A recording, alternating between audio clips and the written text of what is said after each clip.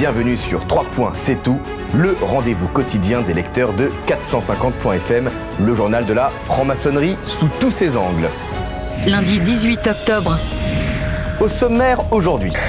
Italie. Génie. Sondage.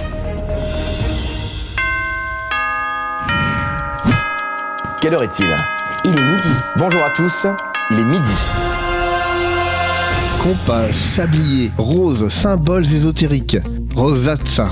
Dans ce village piémontais d'une centaine d'habitants, franc-maçonnerie, spiritualisme, occultisme, référence aux Templiers, symboles dérangeants un peu partout qui ornent l'extérieur de l'église et de tous les bâtiments de la ville. Malgré sa petite taille, Rosazza peut être définie comme la capitale italienne du mystère. L'une des choses dont Madame le maire est la plus fière est d'avoir réussi à la jumeler avec Rennes-le-Château. Vous connaissez la ville française qui attire chaque année plus de 100 000 visiteurs, car on dit que le Saint Graal y serait caché. Si vous voulez savoir pourquoi autant de symboles ésotériques ornent l'architecture de cette toute petite ville italienne, rendez-vous sur le site 450.fm et vous en saurez plus.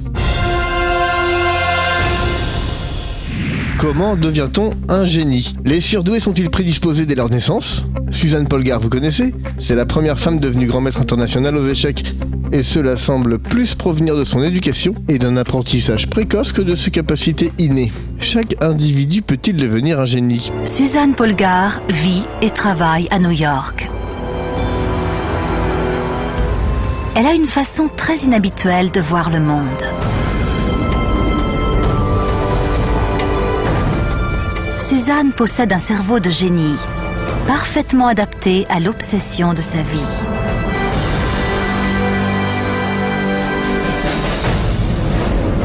Elle a été la première femme au monde à devenir grand maître aux échecs.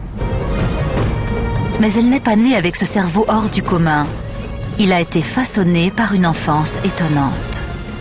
N'est-ce qu'une question de travail ? Autant de questions qui seront abordées au cours de cette émission que 450.fm vous a sélectionné. À retrouver cette semaine.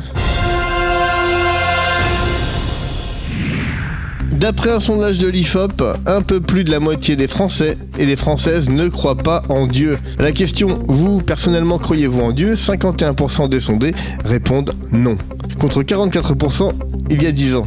Vous voulez en savoir plus ? Direction 450.fm, Jocelyn Morand décrypte pour vous ce sondage. C'est cette semaine et c'est gratuit. Merci encore une fois d'être de plus en plus nombreux à nous suivre chaque jour. Votre soutien, c'est important pour nous. 450.fm, c'est le journal de la franc-maçonnerie sous tous ses angles et ça s'adresse à tout le monde. Alors, qui que vous soyez, rejoignez la communauté 450.fm. Voilà, j'ai dit, 3 points c'est tout. Tout est fini sur les 2 colonnes.